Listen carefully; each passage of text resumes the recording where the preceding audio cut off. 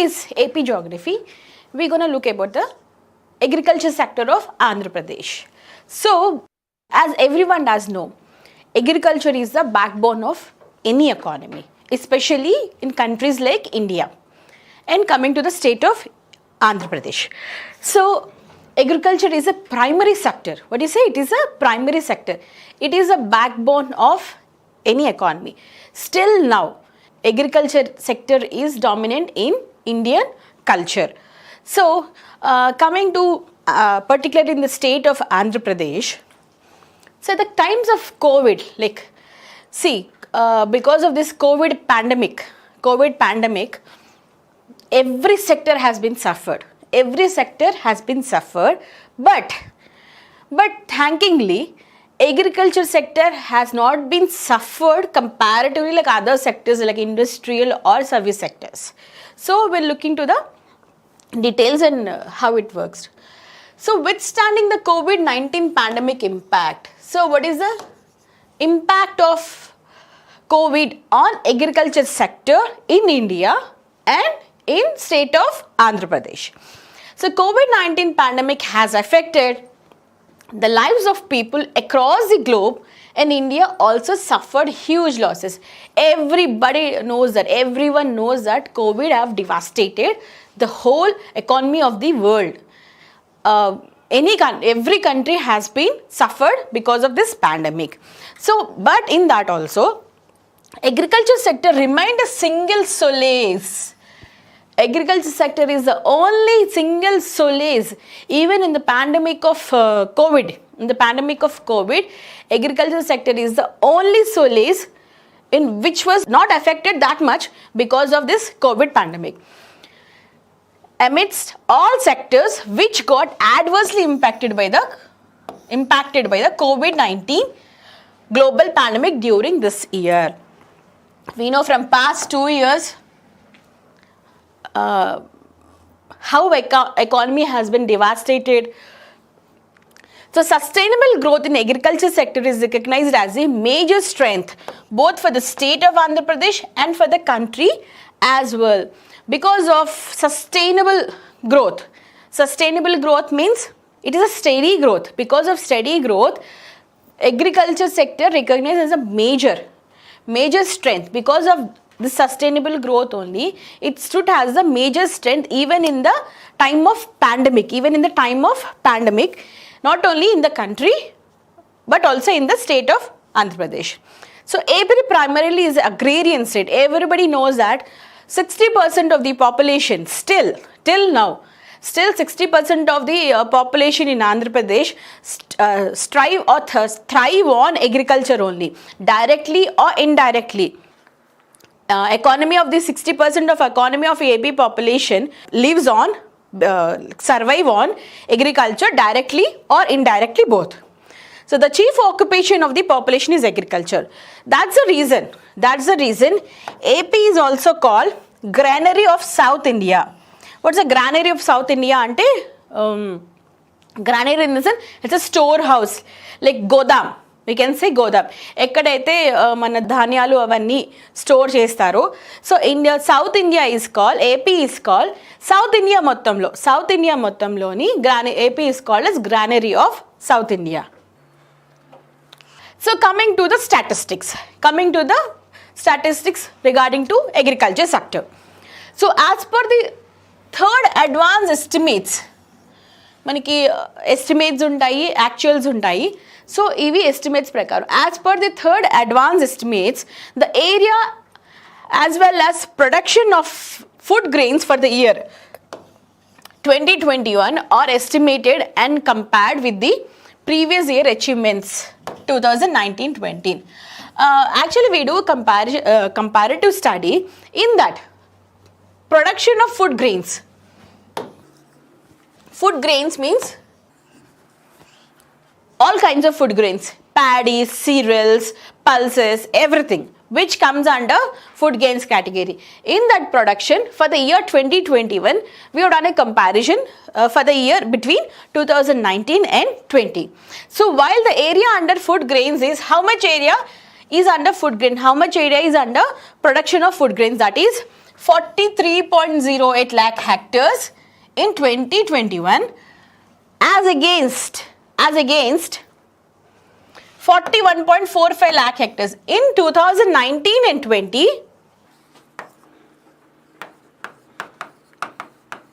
Area was under food grains production, it was 41.45 lakh hectares, but in the year 2020 and 21 it has been increased to 43.08, means in the span of 1 year the area of in production of food grains has been increased by nearly 200 lakh hectares. So the total that it is shows in the growth of 3.9%. How much? 3.9% of area for the production of food grains has been increased from 2019-20 to 2021. So the total production of food grains in 2021 is how many lakh tons of food grains have been produced in the state in the year 2021, means 168.31 lakh tons of food grains have been produced. How much? 168. If you make it a round figure, it can say 170. But accurate figures are 168.31 lakh tons of food grains have been produced in the state for the year 2021. So it was, if comparative study, if again coming back to comparative study, it was 175.12 lakh tons in 2019-20, means a decrease of 3.9%. Area, see here the catch point is, area and food grains production has been increased from year 1920 to 2021. But area, how much is increased? 3.9% of area has been increased in the production of food grains, but production of the food grains as it decreased from year 1920 to 2021. How much? 3.9% has been decreased. 3.9% of production of food grains have been decreased from 2019-20 to 2021. So this is about food grains. Next, coming to horticulture crops. What are horticulture crops? Fruits. Any kinds of fruits comes under horticulture. Cultivation of fruits is called horticulture. So in the AP state, area under horticulture crops is 17.84 lakh hectares and production is 312.34 lakh million tons. How much? 312 lakh million tons. So as per Exim Bank, Exports and Imports Bank, Exim Bank means Exports and Imports Bank report, AP contributes 7.8% of vegetables and vegetable products in the country. How much we contribute? In the whole country, in the pan India, we contribute nearly 7.8% of vegetables and vegetable products in the country. Which report according to as per Exim Bank report. Next, coming to other agriculture products. So Andhra Pradesh ranks first. AP ranks first. AP ranks first in oil palm. In oil palm, papaya, lime cocoa, tomato and chilies. We are the leading producers. We are leading in production of oil palms, like near Eluru, you'll get to see these oil palm trees. Now it has been increased a lot. This oil palm production and vegetation is increasing day by day, and it's been encouraging every year by year. So next, oil palm, next papaya, lime, cocoa. Cocoa is used in chocolates. That fruit is used in chocolates. Next one is tomato and chilies. The state, in all these productions, we stood first and we stood third in implementation of micro irrigation at national level. So we stood third in implementation of micro irrigations. Micro irrigation means, we have seen already, we have talked about this a lot. Anything related to, depending upon the how much of acres it is being soil or agriculture fields have been irrigated. So we stood third in micro irrigation projects, in implementation of micro irrigation projects. AP is the largest producer of fruits in the country. So we are the first fruits, we are the largest producers of fruit in the country, contributing to 15.8% of the total production at the national level. So AP stands first, not only in production of oil palm, papaya, lime, cocoa, tomato and chilies, even in fruits also. We are the largest contributors, means our share is more comparatively other states in the country. So how much we have contributed this year? Nearly 15% of total production in the country. We contributed 15% of total production in the country. So that comes to near 70,529 hectares of additional area brought under horticulture crops. Because of this encouragement, because of this result, we have increased 70,529 hectares. Additionally, we have added this much of more cultivable land in the field of horticulture,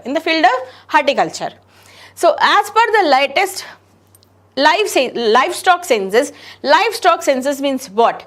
How many buffaloes we do have, how many goats, cattle, anything related to cattle. So how many goats we do have, buffaloes, pigs, hens, chicks, so sheep, these all come under livestock. So if we take livestock census, as per the latest livestock census 2019, the livestock resources in the state include 46 lakh cattle. How much? 46. If we add all together, like cows, buffaloes, pigs, goats, sheep, hen, chicks and all, ducks and all, everything, we do have nearly 46 lakh cattle. అంటే 46 లక్షల cattle పశువులు మన ఆంధ్రప్రదేశ్లో ఉన్నాయన్నమాట, అన్ని కలుపుకొని. So in that category, how many buffaloes we do have? 62.19 lakh buffaloes, exclusive 62.19 lakh buffaloes. Next, sheep, 176.27 lakh sheep. Goats, 55.22 lakh goats. And like pigs, 0.92 lakh pigs. 0.07 lakh other livestock, like other animals related to other cattle. Next one is 340.67 lakh total livestock and 1075 lakh poultry. Poultry means hen, chicken, like all chicks and hen, related to hen and poultry. So how much we have? 1075 lakh poultry, hens we do have. So this is about our livestock. I mean, this is the overall view. This is the overall view of the agricultural details or census related to agreed and allied products. Now, even forest also comes under agriculture and allied products only, allied sector. So, as per Indian State Forest Report, so who will give this report? Indian State Forest Report 2019, Andhra Pradesh State Forest covers an area of 37,392.24 square kilometers, which amounts to 22.94% of the total geographical area. Here we are behind the national average. So how much percentage of green cover we do have? Forest, only 22.94 22.94% of the total geographical area is covered under forests. It comes to 37,392.24 square kilometers. If it is in square kilometers, means 37,300, or in percentage means 22.94%. So in this, out of this, very dense forest, very dense means thick jungles. What do you say, that thick jungles or very dense deep forests. So that how many square kilometers of thick jungles we do have? 1994.22 square kilometers. Thick jungles of this means square kilometers, moderate jungles, where human beings, like intervention of human being is possible, or trespassing of human being is possible to an extent. In thick jungles, it is not that easy. So moderate dense forest, 13,938.36 square kilometers. Open forest means like other activities like lumbering, collecting forest produce and all products. It is open for everyone, it is accessible to everyone. These forests consist of 13,204 square kilometers. And scrub forest means shrubs and scrubs. These come under dry areas. Ante chinna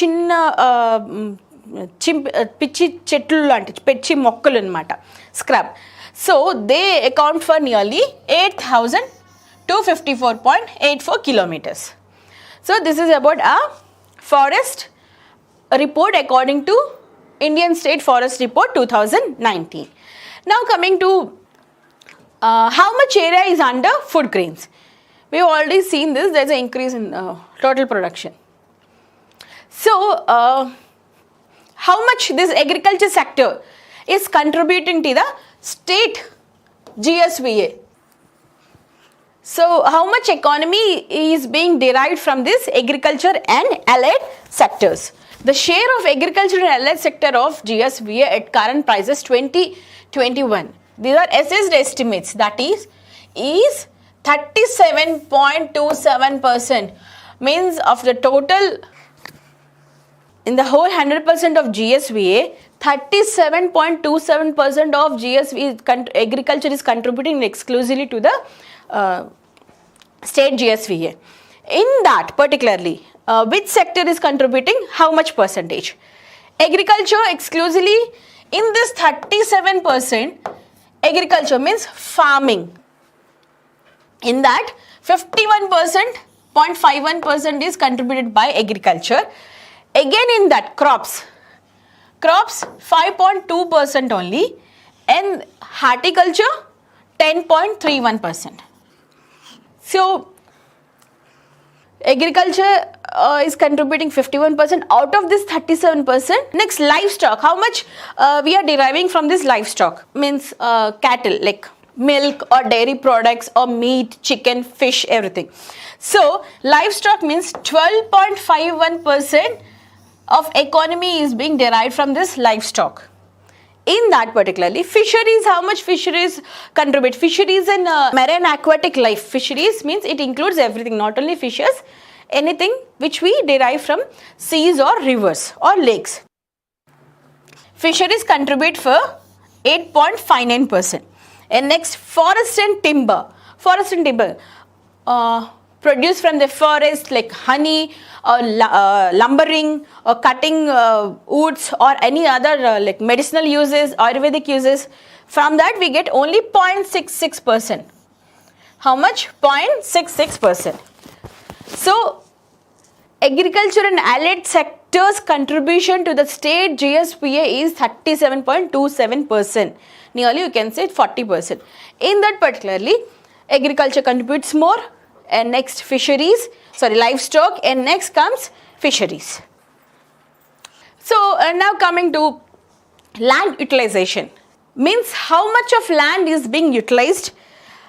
The total land in the state, in the total land of the state of Andhra Pradesh, how much land is being utilized under agriculture or allied sectors, agriculture or allied sectors. The percent share of the different segments of land use of the total geographical area is 162.97 lakh hectares of the state in the year 2019-20 is. So the total geographical area, like how many lakh hectares? It is 162.97 lakh hectares of the state for the year 2019-20. In that net sown area, including fish culture means fish ponds or prawn ponds, ade royal చెరువులు చేపల చెరువులు అంటారు కదా, ఇవి అన్నమాట. So వీటితో కూడా కలుపుకొని హౌ మచ్ నెట్ సోన్ అంటే మనం పండించేది ఎంత శాతం భూభాగంలో మనం పంటలు పండిస్తాం. దీంట్లోని ఈవెన్ ఫిష్ కల్చర్ కూడా వస్తుంది. Anything related to fish Pond's, రొయ్యల చెరువులు, చేపల చెరువులు ఇవన్నీ వస్తాయి.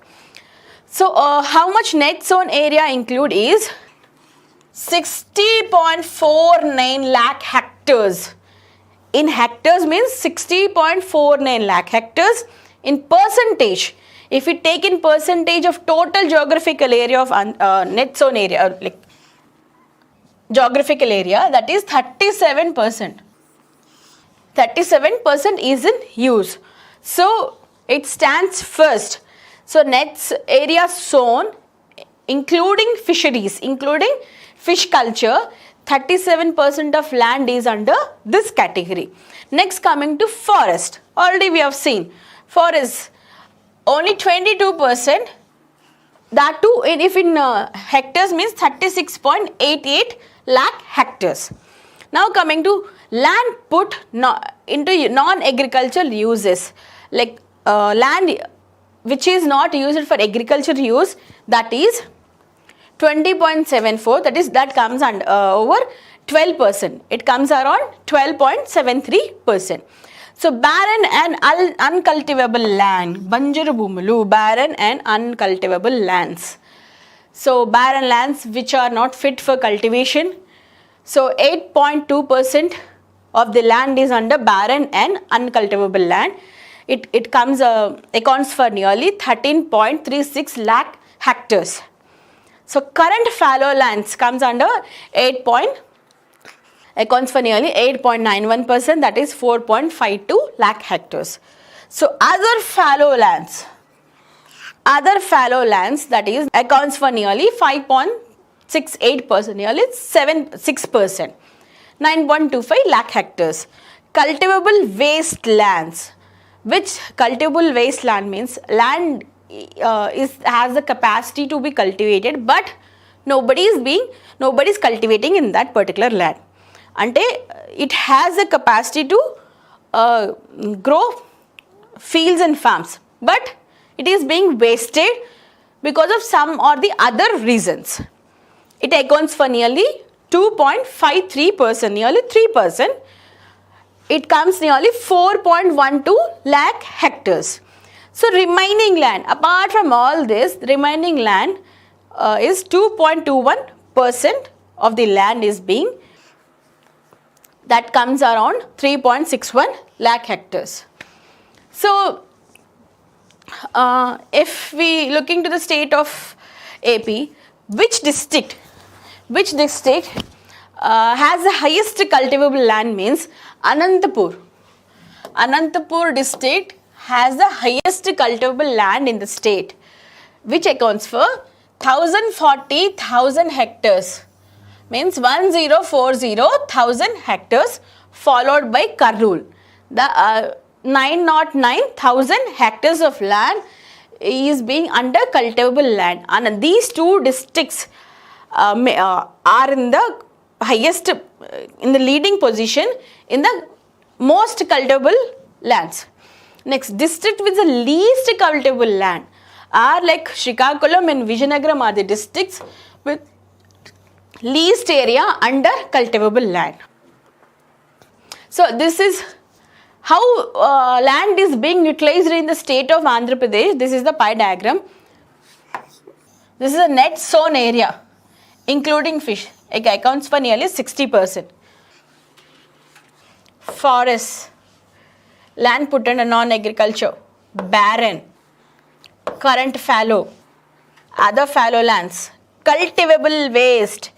This much of land is being wasted in spite of fertile soil, in spite of fertility. Next, remaining land. So, now after land utilization, now coming to soil types. Mainly state of Andhra Pradesh, what kind of soils do you have in the state of Andhra Pradesh which is conducive for agriculture? So, we do have so many varieties of soils. We do contain all varieties of soils. In that, there are various types of soils, and the formation of soil is primarily influenced by factors like climate, altitude, and composition of bedrock, etc. Yes, we know that top layer of this soil, the layer which we see every day or which we stand on, it will take millions of years to form that single top layer. So many factors are involved,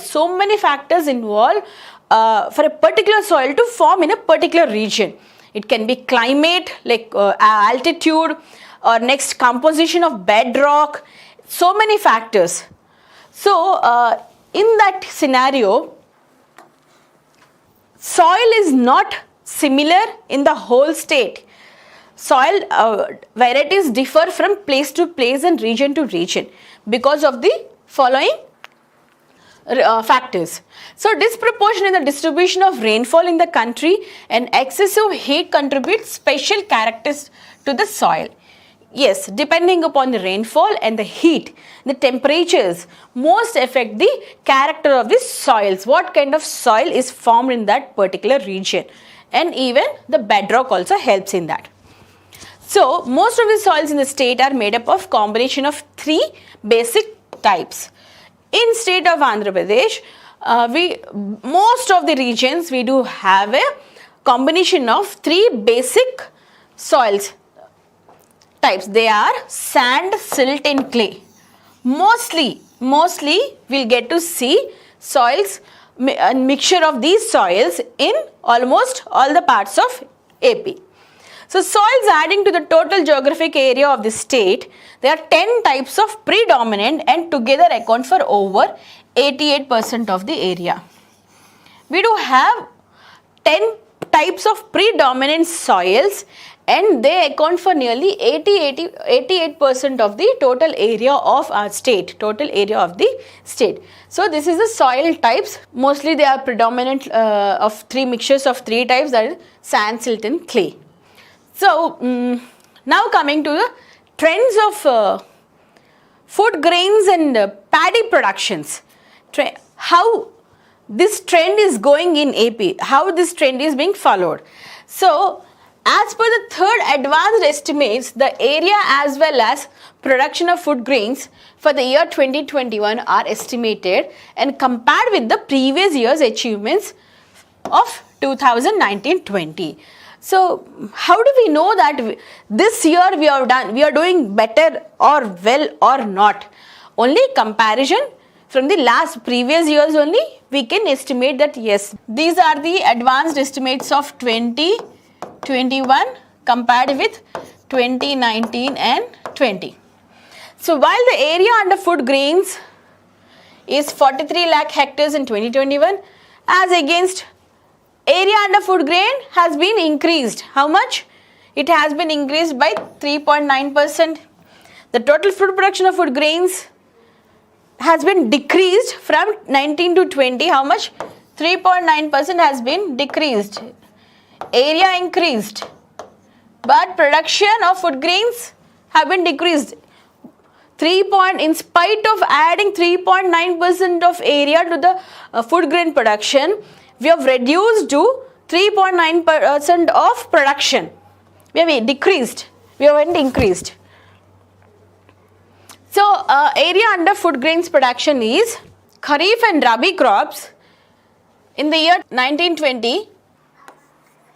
How many lakh acres have been increased means 20.82 lakhs in Kharif crops. Cultivable land in food grains production 20.63 in Rabi crops. That is for year 1920. Coming to 2020, how much percent? It has been increased to 21.49% in Kharif crops. In Rabi crops, again 21.59%. Total how much? 43.08%. So how much change? In Kharif crops, 3.2% change. In Rabi crops, the change is more, like 4.7%. Total 3.9% lakh hectares of land has been increased, including Kharif and Rabi crops. So coming to production, how many lakh tons of food grains we have produced from comparing with the year 1920 and 2021.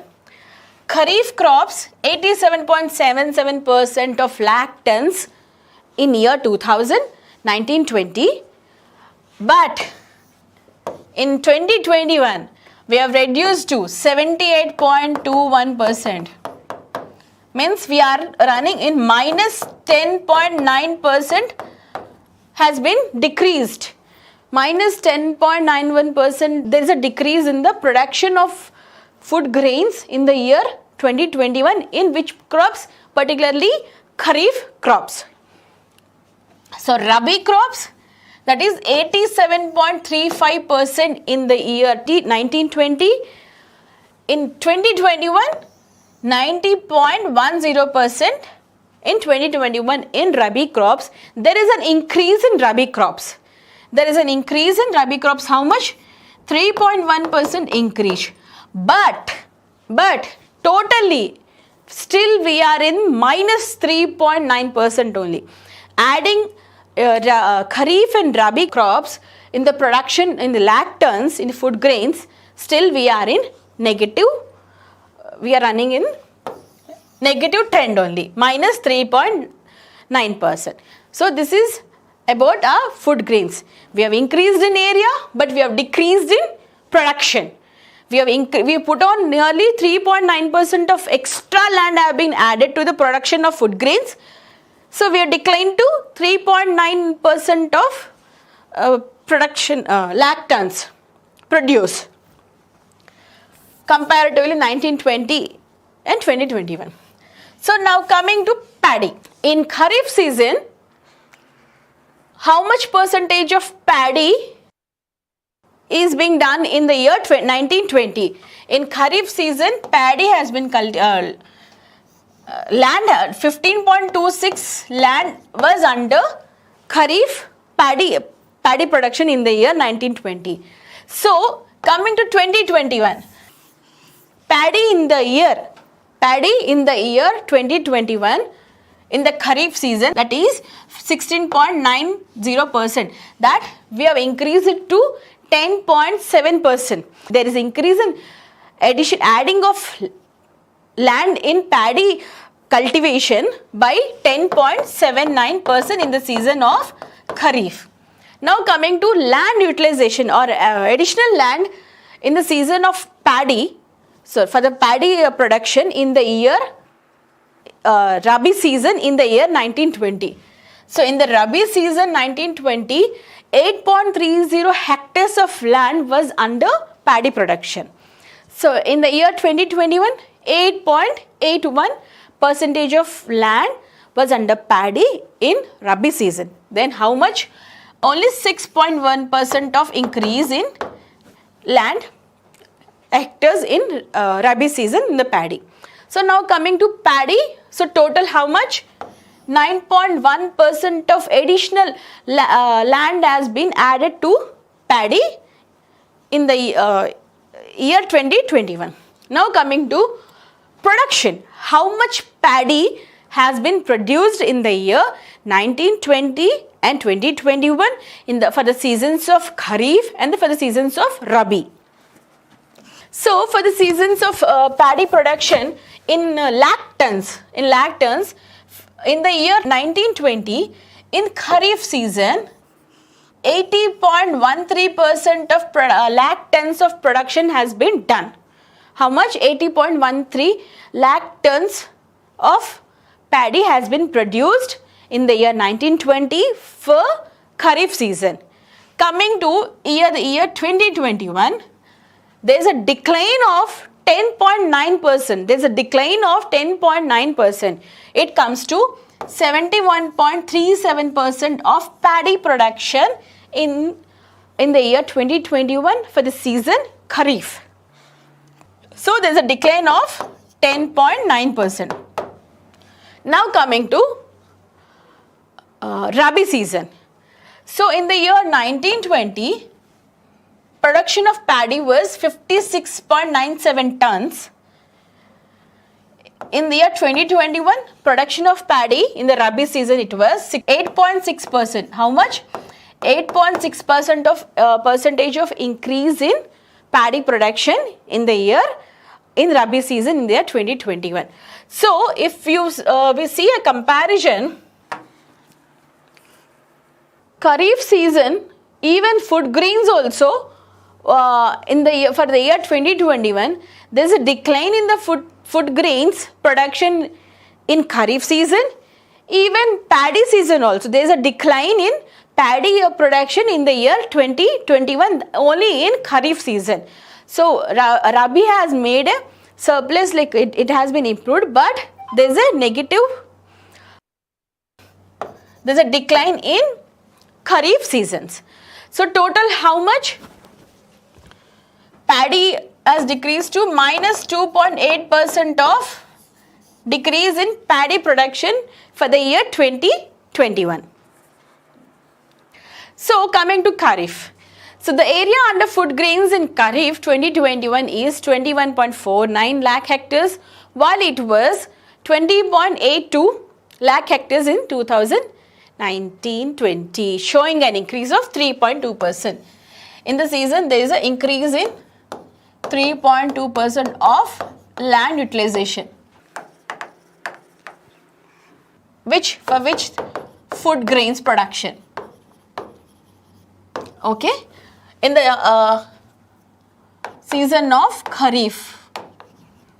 Okay, so similarly, the production of food grains in Kharif 2021 is 78.21 lakh tons, while it was 87.77 lakh tons, which showing a decrease of 10.9%. Already we have shown land utilization has been increased, but food grains productions has been decreased by 10.9% for the season for Kharif. Now coming to Rabi in food grains production, Rabi season food grains. The estimate of the area under food grains in Rabi 2021 is 21.59 lakh hectares, while it was only 20.63 lakh hectares in 1920, showing an increase of 4.7%. Similarly, the production of food grains in Rabi 2021 is 90.1 lakh tons, while it was 87.3 lakh tons in 1920, showing an increase of. Even land also there is an increase, production also there is an increase of 3.1% in the season of Rabi. But there is a decline in the season of Kharif. Irrigation ante neeti parudala. So first of all, for any agriculture to flourish, it needs water. So water is the basis for any cultivation or agriculture. So irrigation, what is irrigation? It can be of two types, like rain fed. In some places, in some regions, so there is no need of artificial or man-made irrigation. So rain fed, it's naturally through rains only, like monsoons. So Indian agriculture mostly depend on monsoons. That is one type of irrigation. So others we made so many kinds of conveniences, types of irrigation, so that our agriculture is flourished. Through agriculture, we get food, economy is developed, and there will be overall development. So now we are going to see what is irrigation. So what is exactly irrigation? Your definition. So irrigation is a artificial application of water to the soil or agricultural field.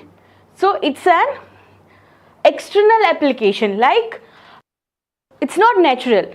So it's an intervention of the human being. We knowingly or wantedly get the sources of water from one place to the concerned agricultural field, to the farms. So it's an artificial application of water to the soil or agricultural field. It is a replacement or supplementation of rainwater with another source of water. Yeah, in some places, every place is not rain fed. All over the globe or all over India or all over the state, every region is not equally like rain fed. In some places there are heavy rains, some places are drought areas, in some places very medium or nominal rains. So for that reason, but also in spite of rains, in spite of natural irrigation or natural waterfall, also people do agriculture in those particular places. They take the help of irrigation, that is artificially applying water, bringing from other sources like wells, canals, tanks, pipelines, drip. There are so many types of irrigation. So every region is not equally distributed in rainfalls. Some regions will have heavy rainfall, some are very less or low rainfalls. For that region, government should government should make their policies in which areas, in which concerned areas where rain is very minimal or drought prone areas, they should make the facility to wet their fields of farms with irrigation facilities. So it is a replacement of supplementation of rainwater with another source of water. When there is no rainwater, we'll take another sources of water like rivers, channels, canals or whatever. So it is used in dry areas and during periods of inadequate rainfall.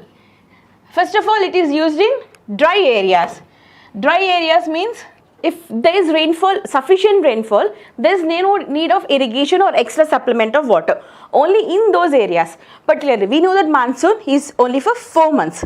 In 365 days or in 12 months, monsoon stays for only 4 months. So what about all the other 8 months? So in that 8 months, definitely that region, okay, you can say like, ma'am, when there is rainwater, so groundwater is filled, it will be sufficient for well irrigation. Yeah, okay, that is the point. But depending upon the crops, types of crops they are cultivating, types of farms they do have, like fruticulture in or rice, paddy.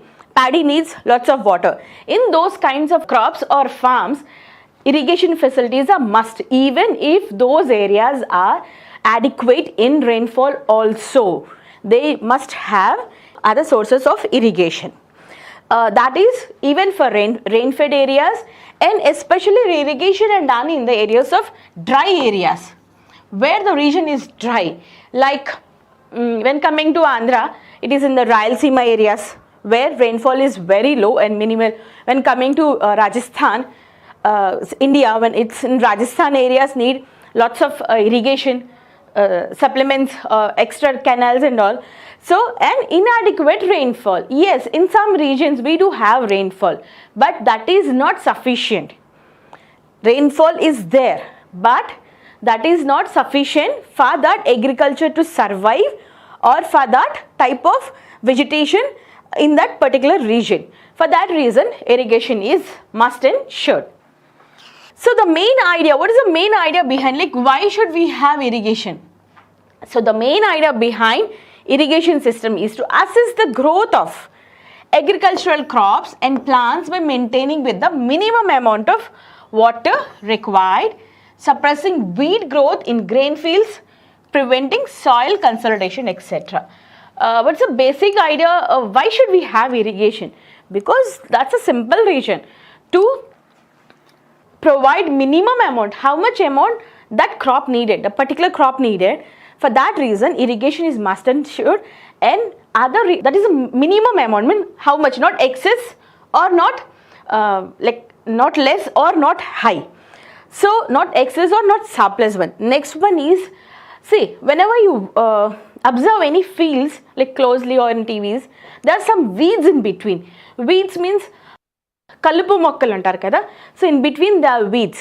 So even if there is excess surplus of water, excess flow of irrigation means obviously in the crop fields, with the cultivation, even the other weeds also grow, unnecessary weeds also grow. So how much is needed? For that reason, irrigation is maintained, not like it should not be a flooded irrigation. So much of water means what we'll do? Even unnecessary things also, plants also grow with the crops. To control the weeds in the grains and preventing soil consolidation. If there is excess of water, what happens? What does the water do? It will take away the top layer of the soil. So see, this is our field, okay? This is our field. If there is excess, like surplus of water, what it will do? This top layer, after some period of time, this top layer of the soil is eroded. So even excess irrigation is also very dangerous to the crops. Even farmers has to be very careful while wetting their fields. They have to maintain the balance. Inadequate irrigation will leads into acidity of the soil. Excess irrigation leads to erosion of the top layer of the soil. So preventing the soil consolidation, etc. So rain is not sufficient all over the globe, all over the country, all over the place. So we should take the help of artificial irrigation, that is like rivers, rains or wells, whatever we construct. So in India we do have so many types of irrigation, but we look into the very famous and very well practiced types of irrigation. The oldest technique of irrigation, oldest means age old, like since generations people are practicing one kind of irrigation, that is well. దాన్ని మనం నూతులు అంటాం కదా, బావి. So well irrigation, that is well and tubewell irrigation. People used to ఏరువాక అంటారు, అంటే they construct a well. So దాంట్లోంచి ఒక కర్రలాగా పెట్టి దానికి ఒక చిన్న బుట్టలాగా పెట్టి they kind of pulley, it's a pulley. They take the water from that well and like wet their farms. It's the oldest like age old irrigation type of irrigation. So coming to well and tubewell irrigation. Wells are mainly found in, this is a scenario in all over India. Wells are mainly found in UP, Bihar, Tamil Nadu, even Andhra, Telangana, etc. There are various types of wells. Like we know shallow wells ante konni బావిలు ఉంటాయి, నూతులు. అవి ఎలా అంటే ఎగ్జాక్ట్గా పొలంకి ఈక్వల్గా ఉంటాయి అన్నమాట. చాలామంది దాంట్లో పడిపోతూ ఉంటారు. అంటే ఇఫ్ వీఆర్ నాట్, దానికి ఒక కాంపౌండ్ వాల్ అంటూ ఉండదు, జస్ట్ నేలతో ఈక్వల్గా ఉంటుంది. సో దాని నేల బావులు అంటారు అనమాట. ఇఫ్ కొంచెం మనకి కేర్లెస్గా ఉంటే there is any chance that we may slip in that well. So అలాంటివి. Next deep wells, tube wells, artesian wells, etc. So wells also, so many types of wells. Some wells are like everyone must have seen the experience of well. Like some people even do swimming or diving in the wells also in their childhoods in villages. So we have seen so many wells. Deep wells means nearly they are 60-40 feet, 60-70 feet below the ground. So they are throughout the year. So they don't dry up that easily. Shallow wells. These wells are hardly 15 or 20 feet deep. So there are chances of drying in summer season. Next one is tube wells. Tube wells means you can say something like this. So they construct a well, but only purpose of irrigation. There is no other purpose. No, they don't drink water. They don't. That is not for only domestic use. That is only for agricultural use. They they drain water from that well and they use for their farms. So wells are like so many types. We get so many types of wells all over India. Next, from the shallow wells, water is not always available as the level of water goes down during the dry months. If the well is shallow, means obviously it will get dry in the summers. So if the well is deep, means if deep in the sense it will be near to the underwater table. So it will not dry that easily as comparatively shallow wells. So deep wells are more suitable for irrigation. Deep wells, mostly people take the help of irrigation from the deep wells only, because the water is available throughout the year. So we'll see the picture. This is well irrigation. This is well irrigation. This is, I don't think so, this is a shallow well. This seems to be a deep well. They take the tube from the well and they irrigate their fields. They make a tank and they store the water, and from there whenever they need it they irrigate their fields. Next one is canal irrigation. Canal irrigation is very famous all over India and all over the state of Andhra Pradesh. So canal irrigation means they construct a small channel from a big river or a big source of water body or any reservoirs. So from that they take, with the helps of tubes or pipes, they irrigate their fields. So canals can be an effective source of irrigation in areas of low level relief. Yeah, low level relief means if the height of the fields, the elevation, the altitude of the fields are not too high, means canal irrigation is very effective and very useful. So deep fertile soils, perennial sources of water and extensive command area. Therefore, the main concentration of canal irrigation is in the northern plain of India, especially the areas comprising Uttar Pradesh, Haryana and Punjab. We almost see these northern states of India, they do take the help of canals. Almost every field, every area they do have a canal. Even మీరు అలా కూడా కాదు, northern ఇండియానే కాదు, మన ఆంధ్రప్రదేశ్లోని మీరు ఉభయ గోదావరి జిల్లాల్లోకి వెళ్తే లైక్ ఈస్ట్ అండ్ వెస్ట్ గోదావరిలో త్రూ అవుట్ మీరు కాకినాడ నుంచి కానీ సామర్లకోట నుంచి కానీ బై రోడ్ ట్రావెల్ చేస్తే మీకు లెఫ్ట్కో రైట్కో త్రూ అవుట్ లైక్ ఒక కెనాల్ పాస్ అవుతుంటుంది అనమాట. అంటే గోదావరి నది ఒక కాలవ. So even in Andhra also canal irrigation is very famous and very popular. ఇది ఏంటంటే లో లయింగ్ ఏరియాస్కి బాగా పనికొస్తుంది అనమాట. అంటే మరి పొలాలు ఎత్తుగా ఉంటే కెనాల్ కింద నుంచి ఉంటే అక్కడి నుంచి పైప్ మోటార్ పెద్ద తెచ్చేసరికల్లా అయిపోతుంది, చాలా ఖర్చు అవుతుంది. సో లో లయింగ్ ఏరియాస్ ఉంటే పక్క నుంచి కెనాల్ ఉంటే it will be easy for them to take that water to the fields. So this is an example of canal irrigation. So ఇలాగా ఒక కెనాల్ త్రూ అవుట్ పాస్ అవుతూ ఉంటే వాళ్ళు ఈ పైపుల ద్వారా కానీ లేకపోతే డైరెక్ట్గా కానీ ఏదో ఒక పద్ధతిలోని వాళ్ళ ఫీల్డ్స్కి వాళ్ళు నీటి సరఫరా చేసుకుంటారు, ఇరిగేషన్ చేస్తారు. So next one is tank irrigation. Tank, in the name only it suggests it's a tank irrigation. Constructing like they construct a tank or reservoir, a very big body of tank, a pond, small, a big pond or small ponds, whatever. They thrive from that. Thrive from that irrigation, than that body only. So tanks we have seen, it can be artificial, it can be man-made, or it can be natural.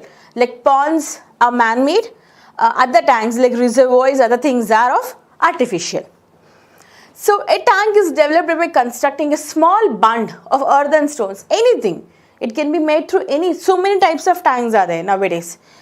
So a small bund of earth or stones built across a stream. If Imagine this is a stream. Sorry, this is not a stream. This is a stream. So what they do is they construct a small tank here and they channelize the water from this stream and store water in that tanks. So this is tank irrigation. This is also very famous in India, that too in the state of Andhra Pradesh also. So the water impounded by the band is used for irrigation and other purposes. Not only for irrigation, they use it for even other purposes like drinking or even for other any domestic uses. So in this tank, what is the advantage for this tank irrigation is they can store water whenever, if in the time of rainy season there's no use of these tanks, but they store their water and they use it in the summer seasons or when the rains are like inadequate. So advantage of tank irrigation is whenever necessary only they can use it, or else the water is being without any wastage, water is being saved. Okay, so the bund is used for irrigation and other purposes. Tank comprises an important source of irrigation in the states of Karnataka, Plateau, MP, Maharashtra, Odisha, Kerala, Bundelkhand and UP, Rajasthan, other states. When it's come to the scenario of India, pan-India scenario, these all states, even Andhra also uses this tank irrigation. So this is tank irrigation. A small tank, this is source of water. They make some small gates or compound with bunds. They store the water from this stream and they use it for the fields whenever necessary or whenever they want it. Next one is drip irrigation. Drip irrigation is very, nowadays it's been followed by from small to large farmers. Means small farmers means a farmer with small acres of land, and large farmers means a farmer with hundreds of acres of land. So drip irrigation, what they do is in drip irrigation, they arrange small pipes throughout their farms. They arrange small pipes throughout their farms, and through those pipes, in a very low quantity, water will be like wetting the farm, wetting the soil. So that is drip irrigation. Drip means what? Like everybody knows about the drip. Drip means anything which flows in a small amounts, like single drop, 1 or 2 drops. So very slow irrigation. So in drip irrigation, water is applied near the plant. The water is applied near the root itself only. There's nothing like a flooding. So there is no heavy flooding of water. So that the plant takes, it's in a very slow form, and how much it needed, it takes it whenever it needed. So drip irrigation is very famous and very useful also. Without soil erosion, without wastage of water, and it conserves soil. So drip irrigation, water is applied near the plant root through emitters or drippers. So on or below the soil surface at a low rate varying from 2 to 20 liters per hour. So 2 to 20 liters per hour means it's a very slow, like it will take so much time for the plant to soak that water. So 2 to 20 liters per hour depending upon which crop do you have. The soil moisture is kept at an optimum level with frequent irrigations.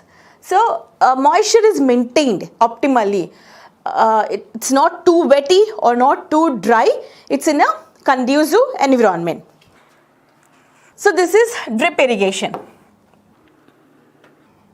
So where small pipes are sent through the roots and the kind of sprinklers. And next one is sprinkler irrigation. Sprinkler irrigation. In the name suggests what is a sprinkler, which sprinkles when water is sprinkled from a shower, like have the water sprinkles from a shower. So in this irrigation, what they do is they arrange poles or sprinklers in between the farm, and it's not from the soil. It's not below, it's from the above the plant. It's not below the plant, it's above the plant. Like what we do normally, how do we plant, how do we water a plant? We just pour the water near the roots. But when coming to sprinklers, no, they are not watering the plant near the roots, but from the above, just like a rain. Plants get a feel of rain, just like artificial rain. Imagine if plant has a life or it can talk. So something is water, it's an artificial one only. Water is pouring from above, so it feels like a rain. So sprinkle irrigation is water is sprayed into the air and allowed to fall onto the ground surface, somewhat resembling the rainfall. Exactly. It's just like a rainfall only. The spray is developed by the flow of water under pressure through small orifices or nozzles. Here now, it's controlled by small nozzles. You can see almost in even cities also, lawns, public gardens and lawns use the sprinklers to wet the lawn, a garden. The sprinkler irrigation system is very suitable method for irrigation on uneven lands and shallow soils. Yes. This is suitable for uneven lands. Where the surface of the land is uneven, somewhat it between ups and lows or ups and downs, then this is sprinkler irrigation is very suitable when the soil is shallow. It's not too depth. So sprinkler irrigation. So these are the types of irrigation. That is irrigation means it's an artificial application of water, and types of irrigation mostly practiced in India. Apart from this, we do have many other irrigations, but these are the most common irrigation practices in India. So, when coming to India again, how we include this irrigation, like what kind of systems we do have. So, irrigation in India includes a network of major and minor canals. We know we do have canals. We already seen what is a canal irrigation. We do have small networks. It's a network of major and minor canals. Like we take the help of a major canal, and from through that, just like roots in a dendritic, it is channelized for so many farms in a different small minor canals. And from Indian rivers like groundwater, yes, groundwater is very important. How the well irrigation is done is possible only from the groundwater. Under table, a groundwater table. And well-based systems, tanks and other rainwater harvesting projects for agriculture activities. So of all these irrigation types, which is the most famous and most largest one is groundwater. Means well. All over India, you get a well. In each and every village of India has at least one well. One well means you can imagine how many villages we do have. So each and every village do have at least minimum one well. So of all these irrigation types, which is the most practiced one means groundwater system. That is a well irrigation, groundwater system. We know that in India, so Indira Gandhi Canal is the largest canal, which is about 650 kilometers. It drains almost Rajasthan. It drains Rajasthan. So that is 650 kilometers long. The largest canal for irrigation purposes is Indira Gandhi Canal. Now coming to state of Andhra Pradesh. So Andhra Pradesh is an agrarian state. 70% of the population depends on agriculture, and we are so lucky that almost all the rivers are east flowing, means they drain into wherever they origin, but they drain in Bay of Bengal, that too crossing the state of Andhra Pradesh. Like Krishna, Godavari, Penna, Kaveri, wherever the origins in Western Ghats, but they drain in Bay of Bengal, that too crossing our, like cutting our Andhra Pradesh, state of Andhra Pradesh. So, we are very much rich in irrigation facilities. Apart from rainfall, we can have so many types of irrigation depending upon the major rivers we do have. So the state of Andhra Pradesh is blessed with about 40 major and medium rivers. We do have nearly 40 major and medium. See, major rivers means Godavari, Krishna, Kaveri and Pennar and all.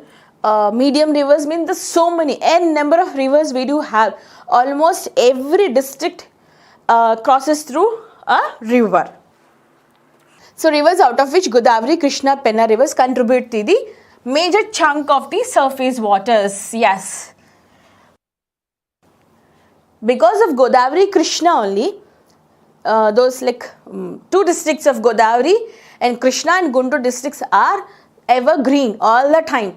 So they are called as rice bowl of India. In times they used to call as rice bowl of India because of Godavari and Krishna rivers. So the state has about 40,000 minor irrigation sources spread over the 13 districts. So we have small irrigation sources like 40,000 irrigation sources. Imagine 40,000 means it's a very big number. Almost each and every farm is getting wet through these irrigation systems in our state. So the geographical area of the state is about 402.70 lakh acres. How much our area is 402.7 lakh acres, out of which in that the total cultivable area is 199. Out of this 400, cultivable is 199, and out of which irrigation potential is created for 105 acres. It's not 3, it's 5 acres. So nearly 10% of our cultivable land is irrigated. Half of our cultivable land is irrigated through our irrigation sources, through the existing major, minor, medium irrigation projects. So Andhra is, you know that we are in the peninsular part of India. This is, if this is India, this is the peninsula, Indian peninsula, and we are in this part of India. As this part being the low-lying area, means peninsular part is the, it has been bit slope subducted. So all the rivers which originate from here cut through, cross to the state of AP and drain into Bay of Bengal. So peninsular India consisting of coastal belt on the east and Rayalaseema and southwest. Therefore Andhra has an advantage of having more of east flowing rivers in the state, bringing in copious. We have already seen this. So all the east flowing rivers, all the major east flowing rivers or perennial rivers will drain from our state itself only. They reach Bay of Bengal crossing our state, and copious supplies from the western and eastern Ghats and up to Bay of Bengal. So Andhra Pradesh has heritage of cultivation irrigation dating back to several centuries. See, these irrigation facilities are not new to mankind or humankind. We are not this modern man is not the one who started this irrigation.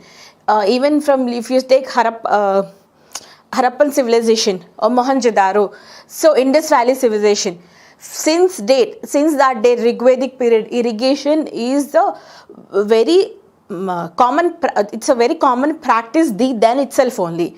So irrigation is not the brainchild or of this modern man.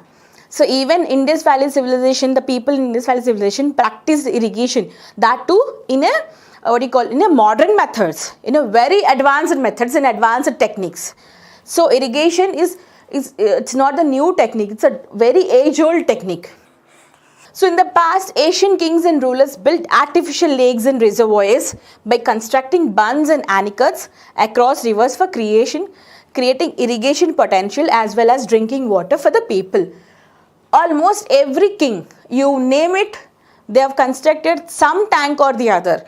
We can say, now we call them a lake or cheruvulu or bandalu antaranamata.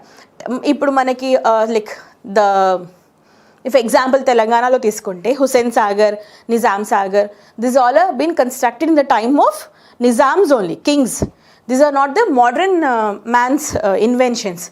So each and every king, even Ashoka, every like Samudragupta, any king you name it, they constructed so many tanks and bunds. So Andhra Pradesh, as Andhra Pradesh is the riverine state, we know that we do have 40 major, medium and rivers and minor.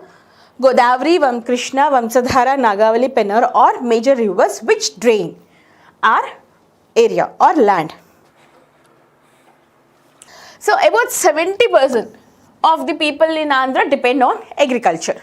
So as is an agrarian state, Andhra is an agrarian state. 70% people depend on agriculture itself. That means, imagine if 70% people are depending upon agriculture, then obviously the irrigation facilities must have been somewhat better. If the irrigation facilities are not better, so these people they migrate to other means of livelihood.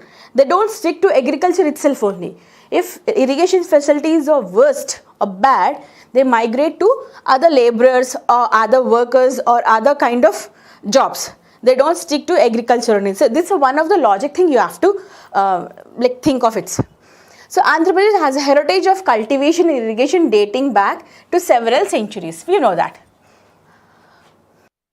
In the past, rulers paid a good deal of attention for the development of irrigation in their kingdoms for the benefit of the subjects. Obviously, if a king should be called as a good king, he should be renowned as a popular king, means he should do some of the beneficiary projects for the people of for his subjects.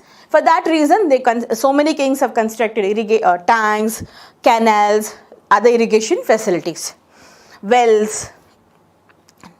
In the past, in like that only, Kambam tank, Kanigiri reservoir, Anantapur tank, Pormamilla tank in Kadapa district, Bukkaraya Samudram, Mopar tank, these all have been constructed by the then kings of Andhra, the rulers of Andhra.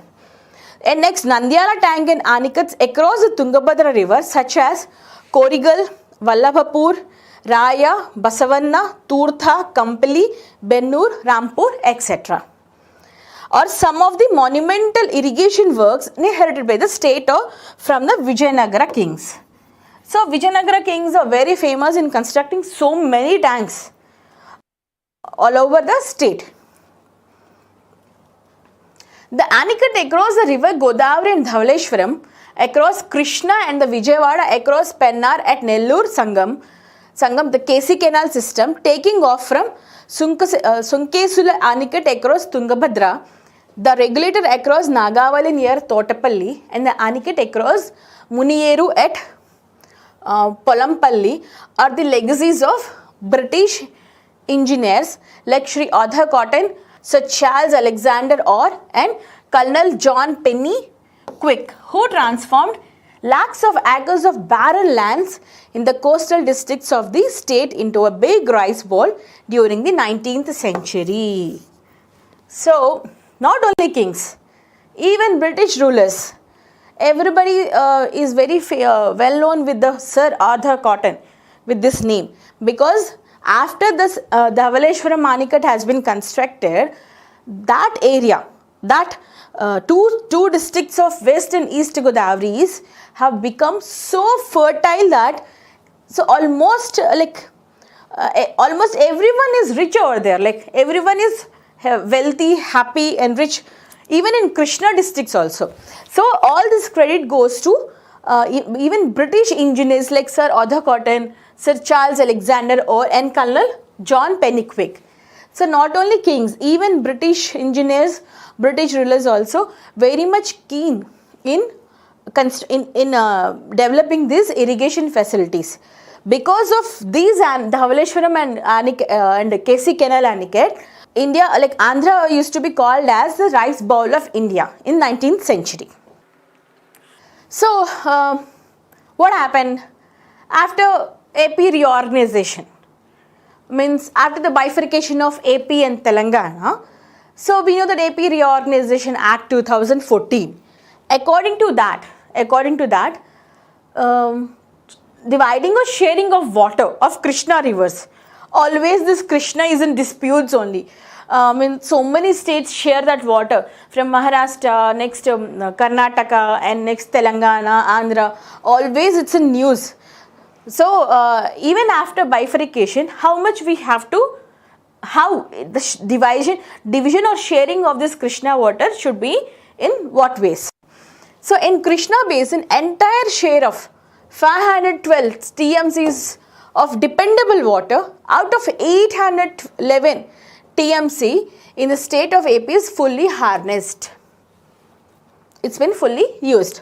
So AP Reorganization Act 2014 under Section 89 KWDT 2, Krishna Water Dispute Tribunal 2, is mandated to make projects specific allocations in Krishna basin for both AP and Telangana and determine creation protocol for project wise release.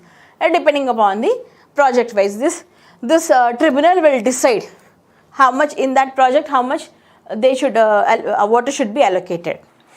Next, the state of AP is utilizing at present the state of AP is utilizing 308.703 TMC under existing projects.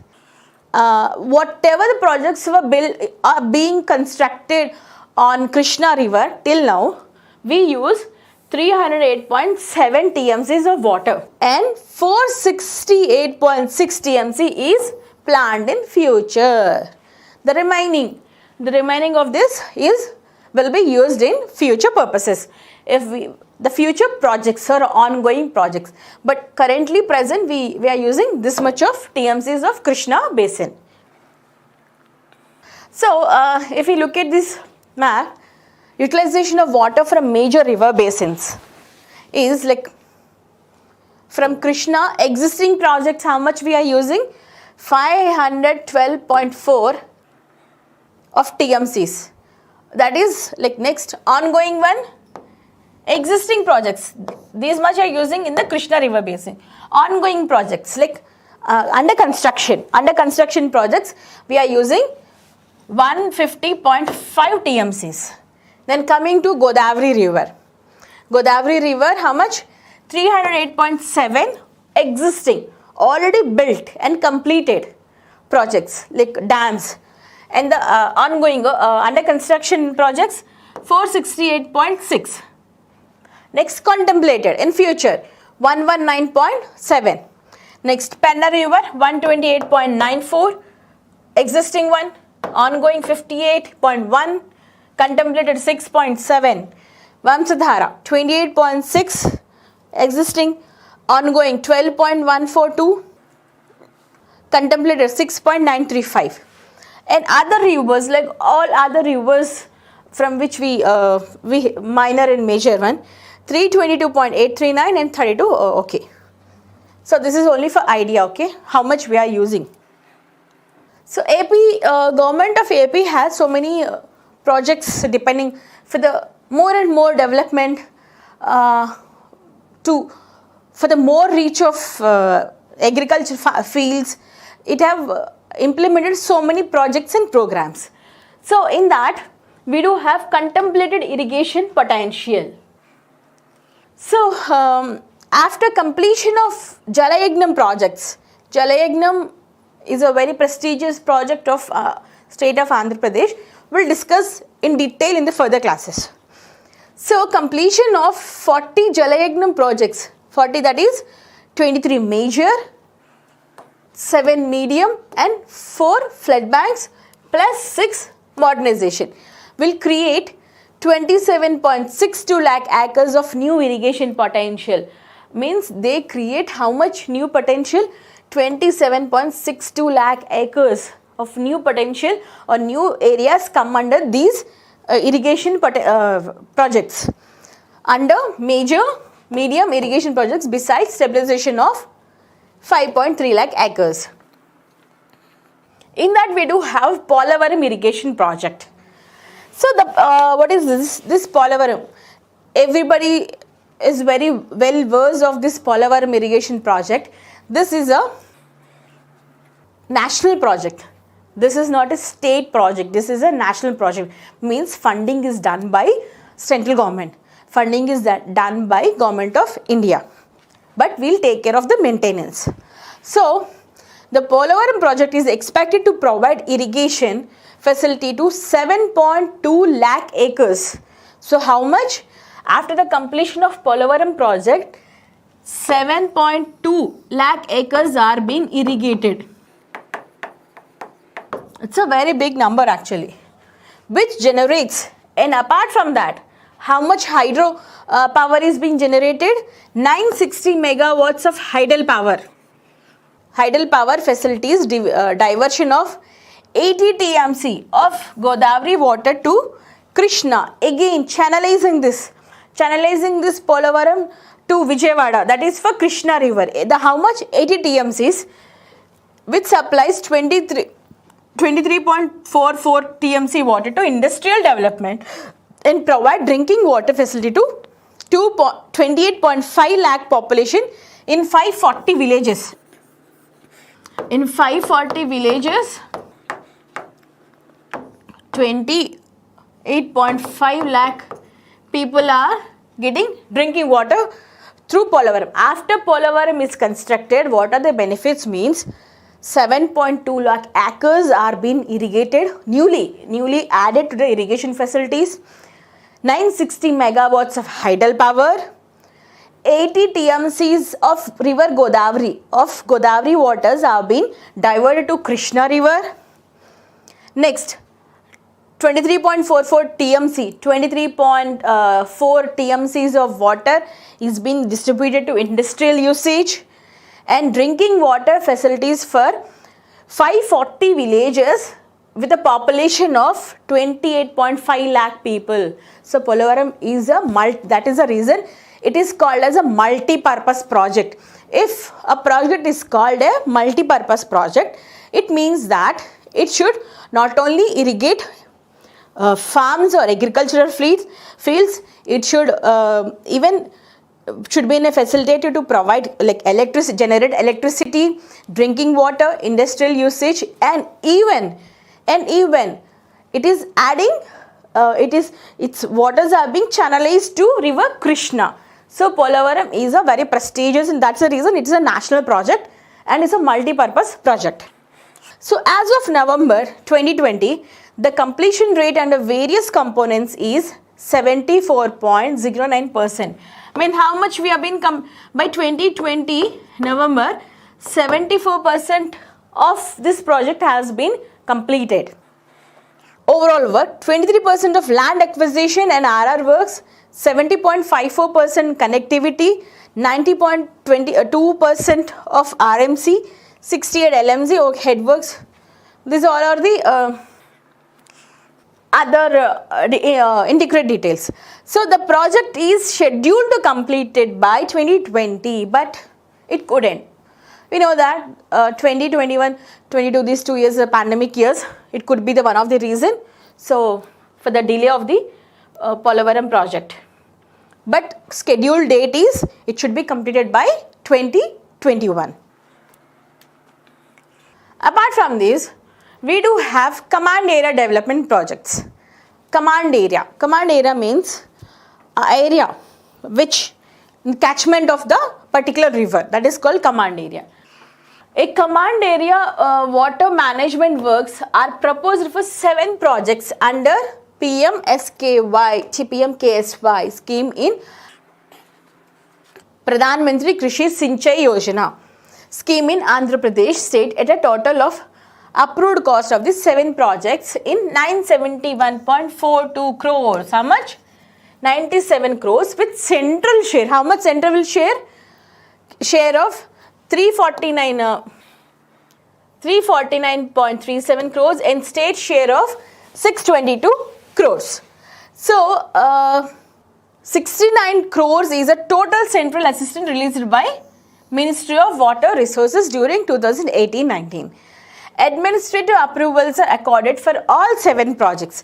In this command area water management project, there are 7 projects. It undertakes 7 projects where fundings are shared between center and state government. It's not exclusively funded by state government or not exclusively funded by central government, but the funding is shared between center and state.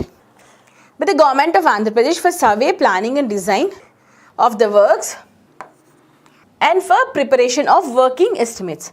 The total cumulative expenditure incurred till November 2020 is 92 crores. So the thing is, which in the examination point of view, what we have to remember is, if they ask Central Command Area Development Water Management Projects, it comes under which central program? Government of India program is PMKSY, Pradhan Mantri Krishi Sinchai Yojana. Krishi Sinchai Yojana scheme. It comes under which scheme? Pradhan Mantri Krishi Sinchai Yojana. So funding is totally done by central government or state government? Means no. Central and state government both share the fund. Next program is Andhra Pradesh Irrigation Livelihood Improvement Project, APILP 2. So Andhra Pradesh Irrigation Livelihood Project. What does it deals with? So APILIP phase 2 consisting of modernization. What does it do? It doesn't create a new one. It modernizes already the existing projects. What does it do? It modernizes the existing irrigation projects. So it modernizes one major irrigation project, 19 medium irrigation projects and restoration of 445 minor irrigation tanks. So what is the aim of this Andhra Pradesh Irrigation Livelihood Improvement Project is, it modernizes. If the project is, it runs in a very old manner or old fashion or with old techniques, it will modernize this. In major irrigations, only one major irrigation project, 19 medium and other 445 minor irrigation tanks. It will restore it. Means it will take care, maintaining or any additions or techniques or know-hows like. So minor irrigation tanks, an agribusiness component, livelihood support program and participatory irrigation management is an ongoing project with a value of, what's the value of this program? 2000 crores. An cut of 1,55,910 hectares will be stabilized under this project. So apart from restoration and modernization, what it will do is, it will drain 1,55,900 hectares with an cut. So duration of the project is, in how much time it should complete, project should be completed means 7 years, that is from 2018-19 to 24-25. So how much from 2018-19 to 24-25, that is 7 years of time span. So far an amount of rupees 80 crores as on 30/11 November 2020 was spent since inception of the project. So from the start till 2020, how much have been spent on this project is 80 crores. This is Andhra Pradesh Irrigation Livelihood Program. So next we'll see cuts under deltas. Okay, deltas means where the river merges with sea. Then we'll get to see the formation of deltas. How many acres of land has been drained or irrigated in those river delta areas. So like coming to Godavari Delta, cut is of 10 lakh acres. 10 lakh acres. And Krishna Delta is 13 lakh acres of delta is being irrigated. Penna Delta 2.47 lakh acres of land. In Nagarjuna Sagar project 14.71 lakh acres. That is TBP, HLC and LCC other projects 4.64. Eleru Reservoir Scheme 0.68 lakh acres. So these are the projects related to our Andhra Pradesh irrigation. That's all for today. Hope in the next class, in detail, we'll look into the program of Jalayagnam, and the ongoing prestigious projects of AP and district-wise projects of irrigation projects of Andhra Pradesh. So, irrigationsలో Jalayagnam project గురించి చూద్దాం అన్నమాట. Jalayagnam. So, what is this Jalayagnam? This is a very prestigious project of the then Chief Minister, Shri Y.S. Rajshekar Reddy. So, it is a still ongoing project. What is the aim, objectives and targets of this Jalayagnam project? So, Jalayagnam is the most important and ambitious program taken up by the government of Andhra Pradesh, both in terms of budgetary allocations and as well as the socio-economic reach envisaged. Means it attempts to maintain both like socio-economic reach to the people. It should be by large number, it should reach the people, and next one is even the budgetary allocations also. So it's a very prestigious program of the then government of Andhra Pradesh, like in the year 2004. So the program comprises 86 projects. It comprises how many projects? Like it will take care of 86 dams, like major irrigation projects, minor and medium. Altogether 86 irrigation projects.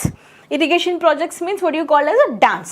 So 44 major in that, in the whole 86, 44 major, 30 medium and 4 flood blanks and 8 modernization works. So not only taking up of new projects but also modernization like the older existing one, and was estimated to cost 1.8 lakh crores. How much? What's the cost of this project Jalayagnam is 1.86 lakh crores. That was the overall estimation of the project when it was launched. So priority accorded by the government to the irrigation sector is extremely timely and laudable project. As we know that irrigation projects are all to be done in a time targeted manner, like time span. So it's an extremely timely and laudable, like appreciable project. Projects under, actually it was started in the year 2004. So projects under, what were the projects were undertaken in this Jalayagnam project? Jalayagnam is it's a very big, like in the roof of Jalayagnam, how many irrigation projects, which region projects have been given importance or undertaken. So the irrigation projects taken up under Jalayagnam are under progress and programmed to be completed and priority for providing irrigation to cultivable lands, drinking water and industrial water. It targets not only the agricultural farms or agricultural fields or cultivable lands. It also targets drinking water and even water for the industrial use. Okay, Jalayagnam is not only for the farmers. Don't think Jalayagnam project means okay, only farmers that sector or primary sector comes into that. Even for domestic uses like drinking water, and for the tertiary sector like secondary sector, sorry, not tertiary, like industrial water, like water for the industrial purposes or industries or enterprises. So it targets whole the 3 sectors, like for the drinking, for the domestic use, for the agriculture, cultivable lands and industrial sector too. So the works of Polavaram and Poola Subbaya Veligonda projects and other ongoing projects are under this program. The Polavaram and Poola Subbaya Veligonda project phase 1 are scheduled to be completed by 2021 and Poola Subbaya Veligonda project phase 2 by 2023. There are so many projects under Jalayagnam, but the main projects are like Polavaram project and Poola Subbaya Veligonda project 1. So 2. So Poola Subbaya and Veligonda, by what time it should be completed? By 2023. Polavaram to be completed by 2021. If any irrigation projects have been targeted in the phases wise, they cannot complete at a stretch.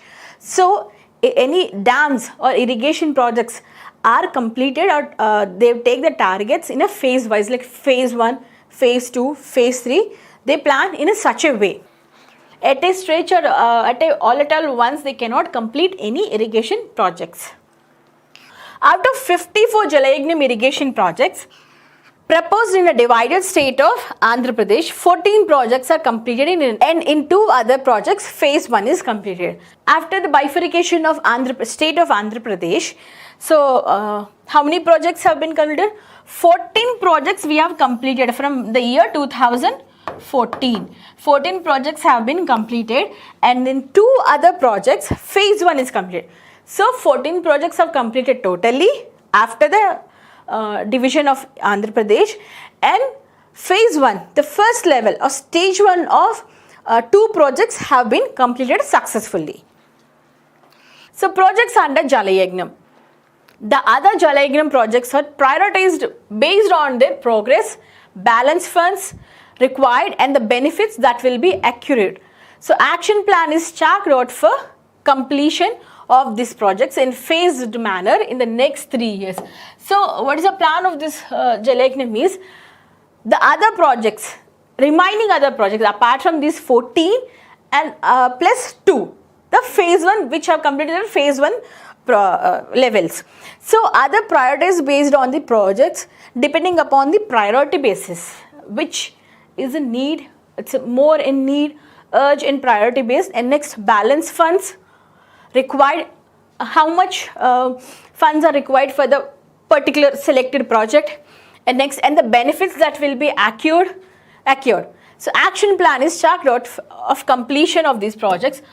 Action plan in such a way they are planning that in the coming 3 years they're gonna trying to complete the other remaining leftover projects based on the priority, based on their importance.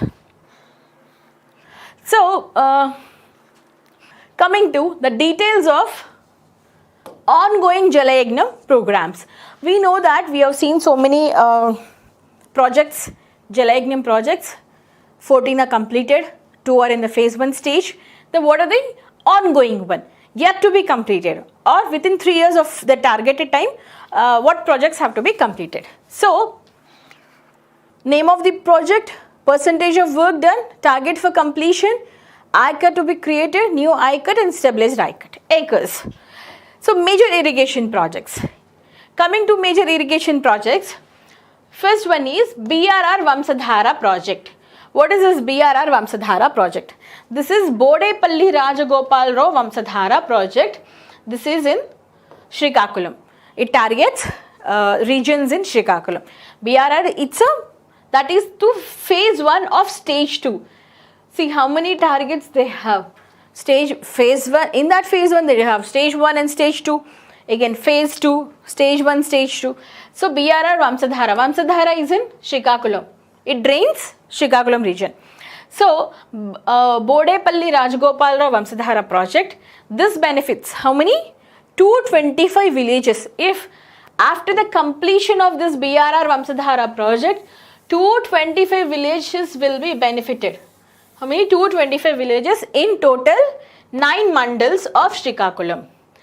So, how much work has been completed till now? 85% of the work has been completed. How much? 85%. So target of completion is 2021. So new I-cuts in how many acres?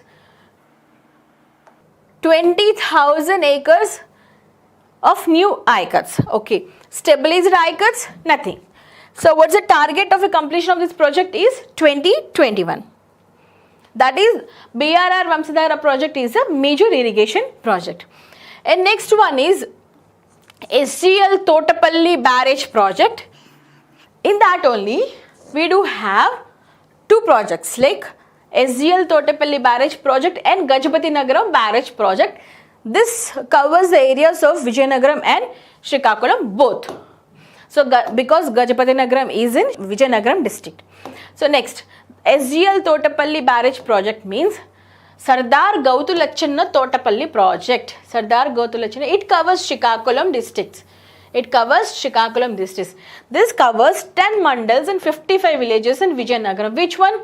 Gajapati Nagaram branch canal covers 10 mandals and 55 villages in Vijayanagaram district, and 7 mandals covering 132 districts, villages of Srikakulam district. Both together, both SGL Totapalli and Gajapati Nagaram covers 155 villages in Vijayanagaram and 132 villages in Srikakulam. So, how much percentage of work has been done till now? In Sri Gautulachanna Totapalli project, 79% of the work has been completed, but in Gajapati Nagaram branch, only 43% of the work has been completed. So, what does it do? What's the main target of this project? It aims which sections of the people or which sectors? It provides irrigation water and feeds 42 tanks for drinking water supply in 24 villages in the route. En route. So what does it do? It has, after completion of this project, it targets irrigation for the agricultural fields. For that, it provides irrigation water to the agricultural fields. Apart from that, it feeds 42 tanks. 42 tanks means a kind of ponds or cheruvu for drinking water purposes. For drinking water supply in 24 villages in this route, like in Vijayanagaram and Srikakulam. So, what is the target of the completion of the target date is 2021. So, how many acres of acres it do cover to be created? 24,700 acres to be created in the first Gautulachanna Totapalli project, and stabilized acres how many? 12,000 odd. And in this Gajapati Nagaram project canal, 15,000 acres to be created. Target date is 2021. So next is a prestigious Polavaram project. Everybody knows that this is a national project. So we'll look into the details of this project, Polavaram. So Polavaram project excluding powerhouse. So not including powerhouse, Polavaram project. So gross storage, what's the capacity of this reservoir? What is meant by reservoir? See, this is called reservoir. I think you can see this. This part of the dam. This part of the dam is called reservoir. Whenever there is whenever there is a surplus of water, excess of water because of rains or monsoons, whatever. So they release the gates. They release the gates so that dams are protected, so that this doesn't flooded in the villages or overflow to the villages. So once the gates are released, it will start draining towards the sea. Unless then they'll try to store the water, depends upon the capacity of that reservoir. How much reservoir they have built, what's the capacity of the reservoir, they try to store the water and they use it for other purposes like multi-purpose, like drinking, industrial use or any uses. So this is a reservoir. So what is the capacity of this Polavaram reservoir? So gross capacity is 196.6 TMC. How much? 196.6 TMC. So that is the gross capacity of our Polavaram project. And next one is utilization of water under the project. How much water is being, after completion of Polavaram project, how many TMCs of water will be utilized? Is 322 TMC. How much? 322 TMC. So even after that, 80 TMC are diverted to Krishna, to Vijayawada, to river Krishna. So 80 TMC of Godavari water. Polavaram project is on which river? It is on Godavari river. In which river? On Godavari river. So 80 TMC of Godavari water to be diverted to Krishna river, so that regions of this Krishna, the catchment area of Krishna, as we know that Godavari is a perennial river, Krishna dries in between or decreases the volume will be decreased in times, but Godavari is not such. So they want to divert the river waters of this Godavari to river Krishna. How much from this Polavaram project? 80 TMC. And how much of hydropower has been created or produced from this Polavaram project means 960 megawatts. 960 megawatts of hydropower will be installed capacity. It's a total capacity of the while the making of this Polavaram project. So how many new ICUTs will be developed?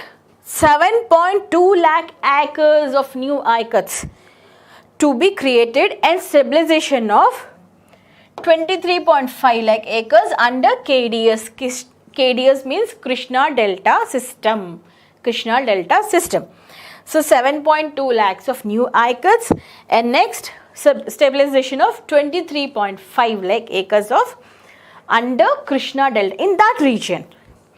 7.2 lakhs under Godavari new one, already existing or stabilizing one for in the Krishna Delta system. So how much of work has been complete till now? 71.46% of work has been completed till now, till the date time when this socio-economic survey has been released. The whole data is according to the Andhra Pradesh Socio-Economic Survey 2021. So target of completion is 2021. So how many new ICUTs has been created? Like 4,36,185 acres of ICUTs. So how many acres of ICUTs have been stabilized? 1,569 ICUTs have been stabilized. So this is a prestigious Polavaram project. This is how like roughly how does it look? If we do have an aerial view, it looks somewhat like this. Next, coming back to another project whose name is modernization of Godavari Delta. This is not creating a new project but modernization the already existing delta, Godavari Delta. What does it do? It stabilizes of ICUTs in East and West Godavari districts. It stabilizes already the ICUTs which are present in the both the districts of Godavari, East and West. Completion of this project, target date of completion of the project is 2023. So how much percentage of work has been done? 52%, nearly half of the work has been completed. Target for completion is 2023. New ICUTs, nothing. Because it's already stabilized, work is to modernize, so stabilizing. Next one is modernization of Krishna Delta system. So what does it do? It also stabilizes new ICUTs in West Godavari, Krishna, Guntur and Prakasham districts. It targets 4 districts. How many? 4 districts. West Godavari, Krishna, Guntur and Prakasam districts. So how much percent has been completed? Work has been completed? 72% of work has been completed. Target for completion, which year? 20. Targeted for completion of the work? 2021. Stabilization. So we know that it is for modernization. So ICUTs will be, new creation will be 0. Next project under Jalayagnam scheme is Pula Subbaya Veligonda project. Pula Subbaya Veligonda project. So for what purposes this project has been designed? So the project is contemplated to provide irrigation facilities to about 4.47 lakh acres. It provides irrigation, exclusively irrigation for how many acres? 4.47 lakh acres, and even drinking water facilities to 15.25 lakh people in drought prone area. Drought prone fluoride affected 30 mandals of Prakasham, Nellore, Kadapa districts. So it targets, because of fluoride of presence in the water, what happens? So many bone diseases. So ortho diseases like crippled legs, crippled hands, we can see even in the newborn babies or after attaining some age. See, like so many people with crippled, no, legs will be crippled like this. Teeth problem, like dental issues, mainly ortho issues. So teeth gets yellow in discolored of teeth. So this Pula Subbaya, that's the reason Pula Subbaya Veligonda project is very important, because it targets, first of all it targets drought prone fluoride, drought prone areas, in that too fluoride affected 30 mandals of Prakasham, Nellore and Kadapa districts. So not only irrigation, even drinking water facilities to drought prone fluoride affected areas.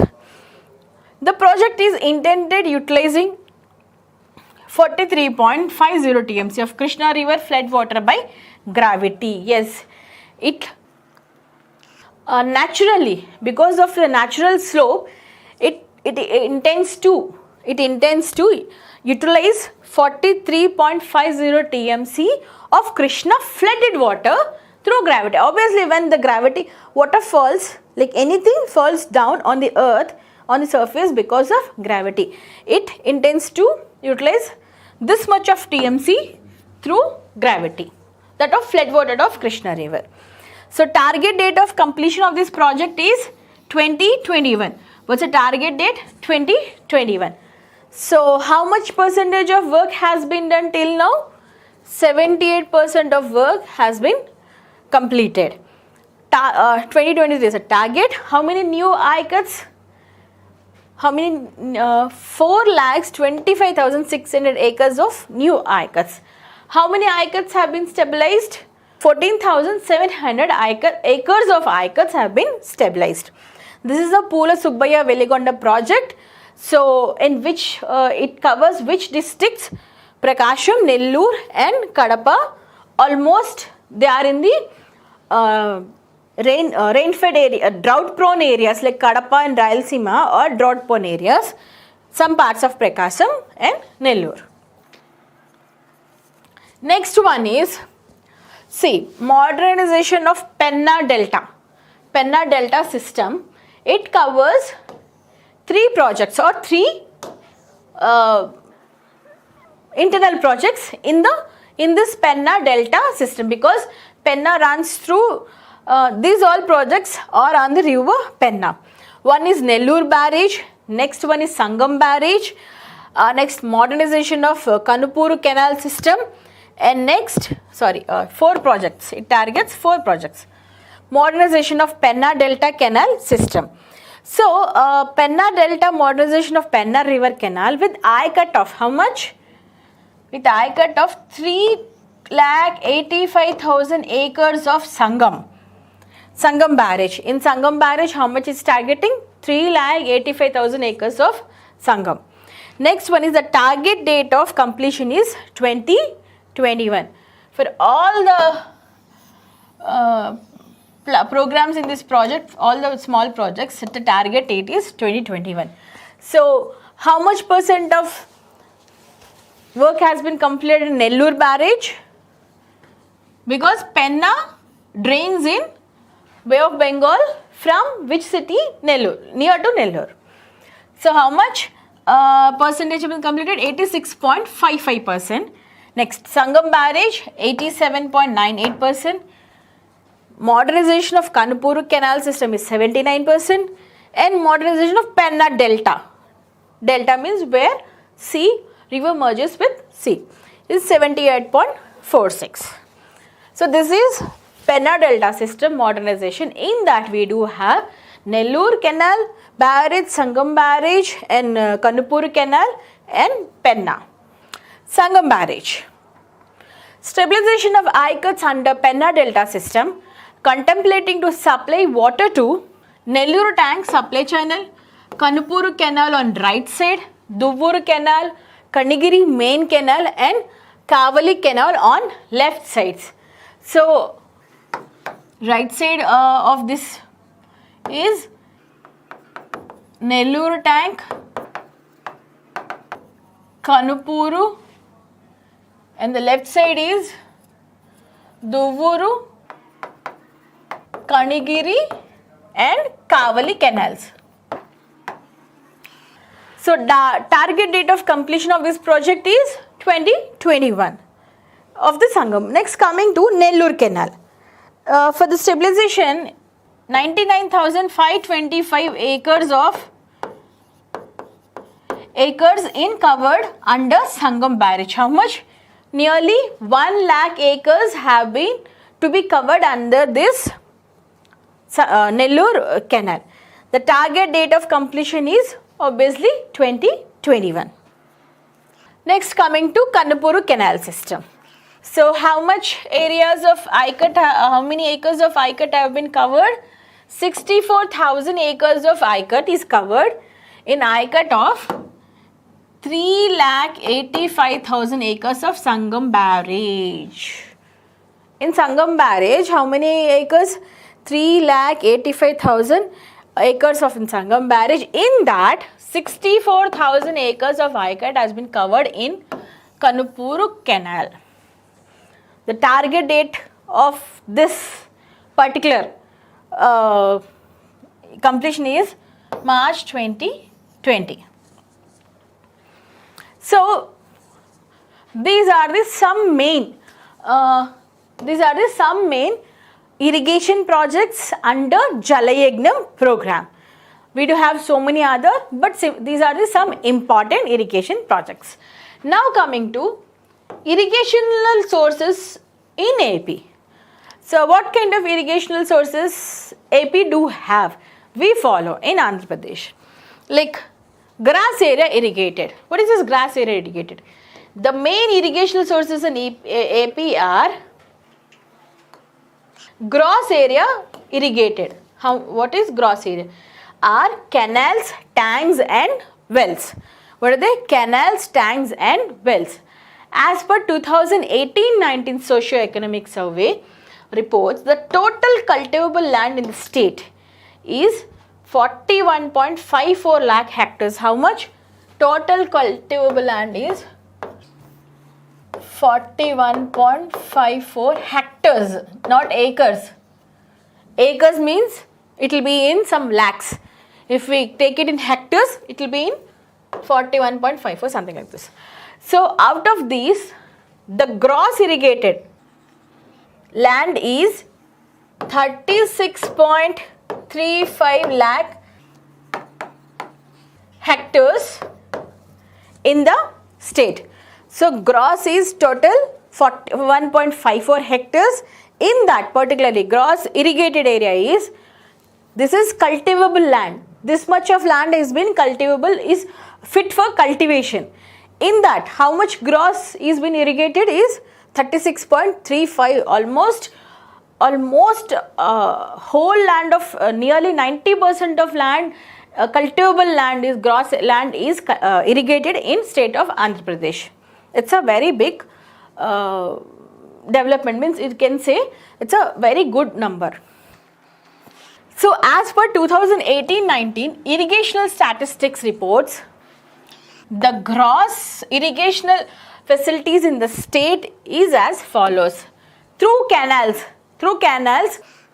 how much of hectares of land has been irrigated? Through canals, we irrigate 16.53 lakh hectares. How much? 16 means they use to moisture their soil or to wet their soil for their agricultural purpose or irrigational purpose. They take the help of canals. Canals ante kaalavuలు annamata. Canals. And next, through wells, bore wells or tube wells, how much of land is been irrigated? That is 15.92 lakh hectares. How much? 15.92 lakh hectares of land takes the help of wells for water purposes or watering. Next is tanks. Tanks means a bund, you can say, a concrete bund or like stone bund, whatever. So tanks, how much? 2.50 lakh hectares only It's a very small number. We irrigate only 2.50 lakh hectares land will take the help of tanks for irrigation or for the purpose, for the watering purpose of their farms. Other sources. So we almost AP in state of AP, canals, through canals, to which irrigation purposes? Through canals, maximum land is being irrigated. Next one is other purposes, like how much, like other things apart from canals, wells, tanks, like drip irrigation or sprinkler irrigation, other sources. 1.40 lakh hectares take the help of other sources like sprinklers or drip irrigation or any other purposes through other sources of irrigation. So 1.40 lakh for other sources. So total how much is irrigated? Gross cultivable land is irrigated in AP is 36.35 lakh hectares. How much? LH means lakh hectares. So as per 2018-19 irrigational statistics, the net irrigational cultivable land is how much? Net. Now till now we were talking about gross. So net irrigational cultivable land is 27.96 lakh hectares. Those statistics are according to gross. If we take net irrigated or net irrigated area, net cultivable irrigated area is 27.96 lakh hectares. So it has provided irrigation through following sources. So how it has following? What are the following sources? Canal irrigation. Through this method, irrigation providing 13.3 lakh hectares of irrigated land in the state. Canal irrigation is a predominant irrigation in the state. Statistics say, no need to talk this much. 13.3 lakh hectares means it is the most dominated or most popular use of irrigational methods. So it is a predominant irrigation in the state. Canal irrigation is the highest in which district? Its highest means Guntur district is highest, followed by East and West Godavris. So people in the Guntur and East, followed by East and West Godavris, more dependent or more use this canal irrigation. So in which district canal irrigation is least means Chittoor district. In the district of Chittoor, canal irrigation is very less, low or least. So next coming to well irrigation. Well irrigation. Well means bore wells or tube wells, anything. Source of water, irrigation is from a well. That is, through this method, irrigation providing 11.45 lakh hectares of irrigated land in the state. How much? 11.45 lakhs. So, well irrigation is the highest. In which district it's the highest? West Godavari, followed by, yes, if Chittoor is least, Chittoor district is the least in usage of canal means, obviously it will top in some other irrigational methods. So, West Godavari leads in well irrigation. In district of West Godavari, people almost depend, agriculturists or farmers mostly depend on wells or tube wells for their irrigation purposes. And next is Chittoor, Kadapa and Anantapur. All these are all Rayalaseema districts. So they depend on wells. They will not depend on canals. They depend on wells. Next is tube well. In that also, like wells also we know tube well and well. Coming to tube well. Tube well irrigation is highest in West Godavari, followed by Srikakulam. They take the help of tube wells for irrigating their farms. Next, open well irrigation is highest in Kurnool, followed by West Godavari. Even tube wells are different, open wells are different. So Kurnool and West Godavari and Kurnool are leading in taking the help of open wells for irrigating their fields. Next one is tank irrigation. So tank irrigation we have seen only 2.3 lakh hectares are irrigated through the source of tanks, through this method. So in the tank irrigation, Vijayanagaram district, which district takes the help of tank irrigation? Tank irrigation method means Vijayanagaram district is leading in the taking more help of this tank irrigation, followed by Srikakulam, next is Vishaka, and Kadapa is least. Which district? They hardly take the help of this tank irrigation methods. Next, other sources are only 1.6 lakh hectares of irrigation land providing irrigation by other sources. It can be anything like rainwater or sprinklers, drips or other sources. So, these according to our socio-economic survey, these are the statistics methods which districts use what kind of irrigational methods. So, this is all about Andhra Pradesh irrigation. That's all for today. Thank you.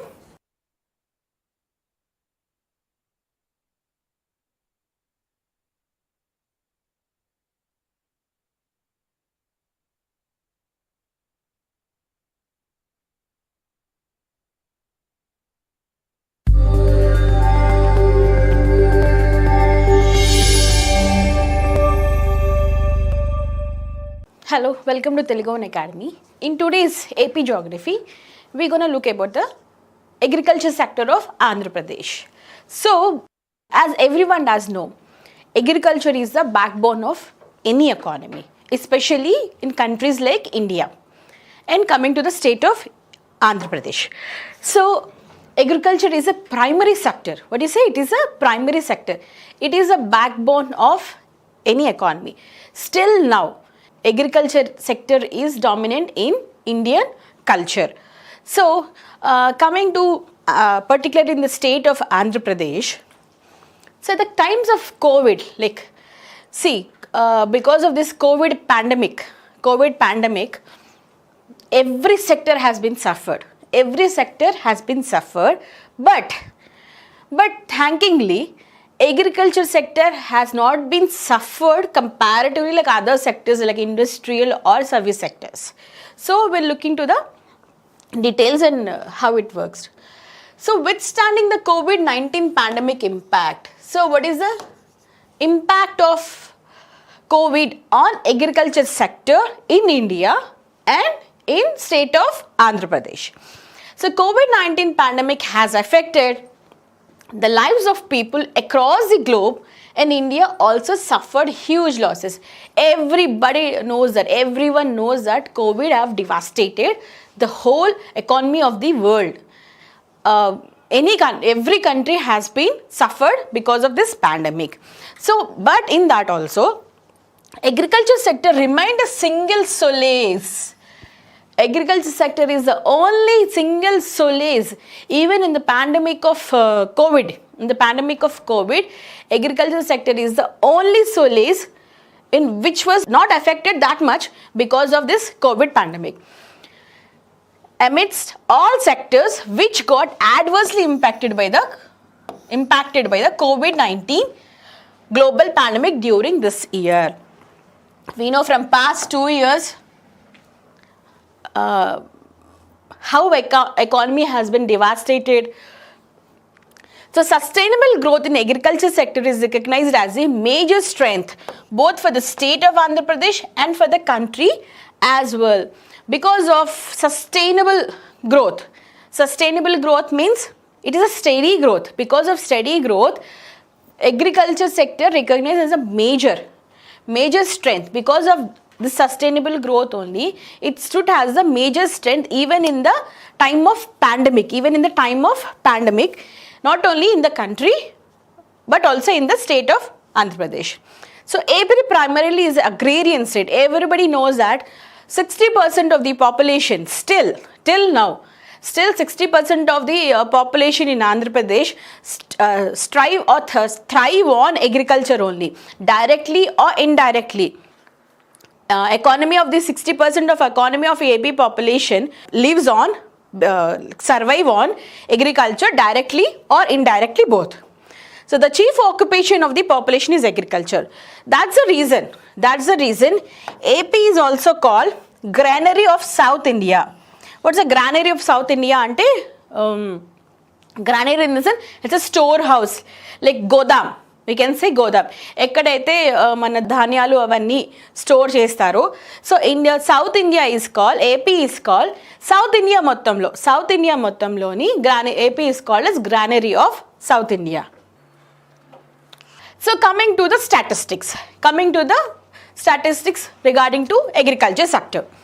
So as per the third advanced estimates, మనకి estimates ఉంటాయి, actuals ఉంటాయి.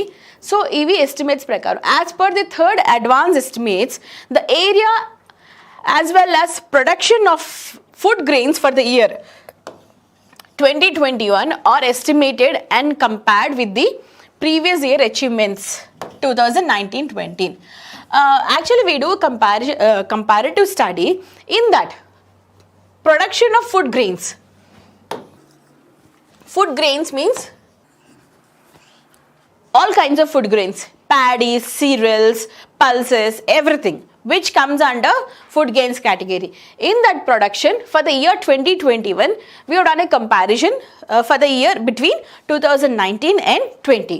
So while the area under food grains is how much area is under food grain, how much area is under production of food grains, that is 43.08 lakh hectares in 2021 as against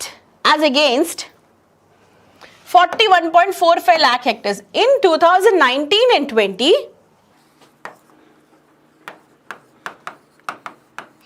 Area was under food grains production, it was 41.45 lakh hectares, but in the year 2020 and 21 it has been increased to 43.08. Means in the year of in the span of 1 year the area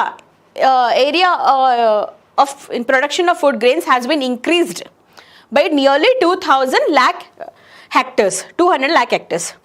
So the total that it is a shows in the growth of 3.9%. How much? 3.9% of area for a production of food grains has been increased from 2019-20 to 2021.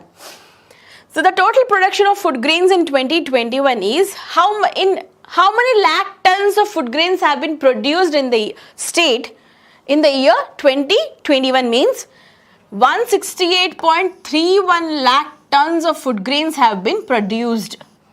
How much? 168. If you make it a round figure, it can say 170.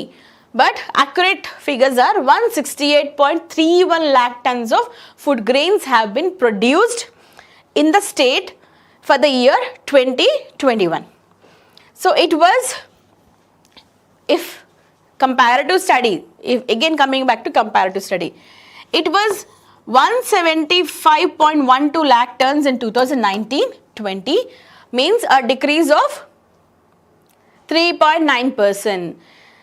Area, see here the catch point is area and food grains production has been increased from year 1920 to 2021. But area, how much is increased? 3.9% of area has been increased in the production of food grains. But production of the food grains as it decreased from year 1920 to 2021. How much? 3.9% has been decreased. 3.9% of production of food grains have been decreased from 2019-20 to 2021. So this is about food grains. Next, coming to horticulture crops. What are horticulture crops? Fruits. Any kinds of fruits comes under horticulture. Cultivation of fruits is called horticulture. So in the AP state, area under horticulture crops is 17.84 lakh hectares and production is 0.34 lakh million tons. How much? 312 lakh million tons. So as per Exim Bank, Exports and Imports Bank, Exim Bank means Exports and Imports Bank report, AP contributes 7.8% of vegetables and vegetable products in the country. How much we contribute? In the whole country, in the pan India, we contribute nearly 7.8% of vegetables and vegetable products in the country. Which report according to as per Exim Bank report.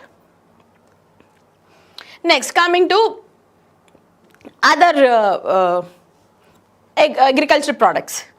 So Andhra Pradesh ranks first. AP ranks first. AP ranks first in oil palm. In oil palm, papaya, lime cocoa, tomato and chilies.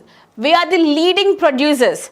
We are leading in production of oil palms, like near Eluru, you'll get to see these oil palm trees.